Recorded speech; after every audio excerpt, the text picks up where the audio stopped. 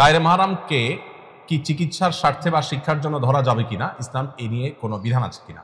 গায়রে মাহরাম যদি হয়, তাকে যদি স্পর্শ করতে হয় চিকিৎসার প্রয়োজনে, তার কল্যাণার্থে, যেহেতু ইন্নামাল আমালু বিন্নিয়াত, সকল কাজের নিয়তটা কি সেটা হলো মূল, আপনি কেন ধরছেন সেটা উদ্দেশ্য, সেটা পরিষ্কার হওয়া চাই। সেটা যদি পরিষ্কার হয় এবং এটার জন্য যদি আপনি একজন পুরুষ হয়ে একজন আপনার নারী রোগীকে টাচ করা ছাড়া কোনো অপশন যদি আপনার কাছে না থাকে, তাহলে সেটা ডেফিনেটলি জায়েজ। কিন্তু যদি অপশন থাকে তাহলে আপনার জন্য জায়েজ হবে না, অপশনে আপনাকে যেতে হবে।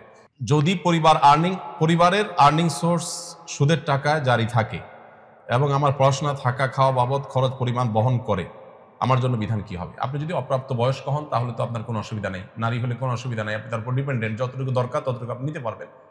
কিন্তু যদি আপনি প্রাপ্তবয়স্ক হন, আপনার নিজের উপার্জন করা উচিত এবং উপার্জন করে আপনি হালাল কোনো ওয়ে থেকে নিজের জীবিকা নির্বাহ করা দরকার। দেখুন, একটা আছে দায় আর একটা আছে প্রভাব।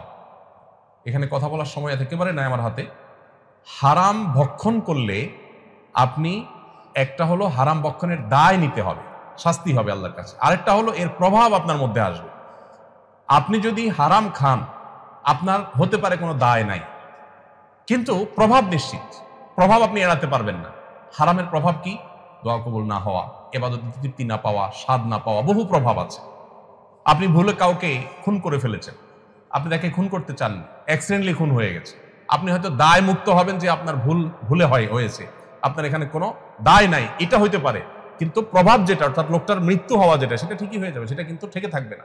এই জন্য হারাম থেকে বেঁচে থাকাটা যে কত ইম্পর্টেন্ট, এর সাথে আমাদের ইমানের সম্পর্ক যে কত গভীর, এটা আমরা বিষয়গুলো আমরা বুঝি না। কোরআন কমপ্লিট করার পর আল-ইয়াওমা আকমালতু লাকুম দীনাকুম বলার পরও আবার হালাল নিয়ে আলাদা করে আয়াত নাযিল করেছে। এত গুরুত্ব হালাল ভক্ষণের। আল্লাহ তাআলা কোরআনে বলেছেন, ইয়া আইয়ুহার রাসূলু কুলু মিনাত তাইয়্যিবাতি ওয়া আমালু সালিহা, হে নবী রাসূলগণ হালাল খাও, এরপর বলেছেন ইবাদত করো। আর আমাদের দেশে কনসেপ্টটা হলো উল্টা, যে আগে টাকা মাছের মতো সবসময় আসে না, ধরে নাও, এরপর বুড়া বয়সে আজি সাহেব গাজী সাহেব হয়ে ইবাদত বন্দেগী শুরু করো। আগে হালাল উপার্জনটাকে এনশিওর করে তারপরে আমার সততার মূল্য আল্লাহর কাছে হবে, এটা গুরুত্বপূর্ণ।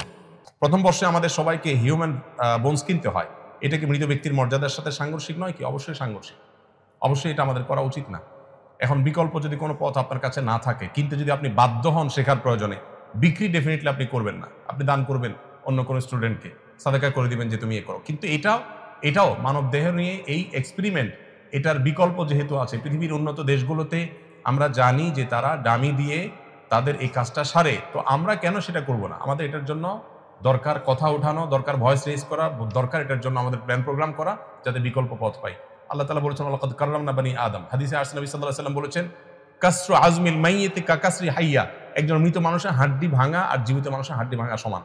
এখানে সমান বলতে কি বোঝানো হয়, এটা নিয়ে বিরাট বিস্তারিত ব্যাখ্যা বিশ্লেষণ আছে স্কলারদের ভিতরে। একটা হলো যে মৃত মানুষের শরীর নিয়ে কাটাছেঁড়া করা, এই যে আমাদের পোস্টমর্টেমের যে ইয়েটা আছে, এ জাতীয় যত আপনার কার্যক্রম আছে, এগুলো এই হাদিসের আলোচনা অনেক ওলামা একরাম নিষিদ্ধ বলেন, যদিও এর অন্য ব্যাখ্যাও আছে, আমি ডিটেইলে যাচ্ছি না।